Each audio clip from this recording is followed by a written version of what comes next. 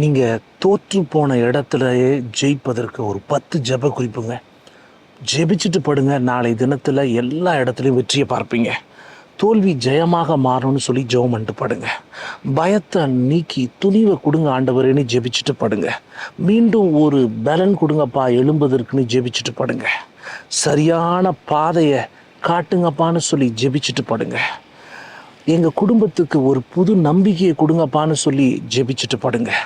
என் பிள்ளைகளுக்கு தைரியம் கொடுங்கப்பா ஜெயிக்க, எனக்கு தைரியம் கொடுங்கப்பா ஜெயிக்கன்னு சொல்லி ஜெபிச்சுட்டு படுங்க. நாங்கள் போகிறதுக்கு முன்னாடி நீங்கள் முன்னாடி போங்க ஆண்டவரேன்னு சொல்லி ஜெபிச்சுட்டு படுங்க. சோர்வை நீக்கி ஒரு புது உறுதியை கொடுங்கப்பா உங்கள் நாமத்தினான்னு சொல்லி ஜெபிச்சுட்டு படுங்க. உங்கள் முயற்சிக்கு ஒரு பலன் வேணும் ஆண்டவரை என் முயற்சிக்குன்னு சொல்லி ஜெபிச்சுட்டு படுங்க. ஆண்டவர் கொடுப்பார். தோல்வி எந்த இடத்துல அடைஞ்சிங்களோ அதே இடத்துல வெற்றியை கொடுத்து ஒரு புது மீட்பின் நோக்கத்தோடு தேவன் உங்களை நடத்துவார், சாட்சியாக நிறுத்துவார்.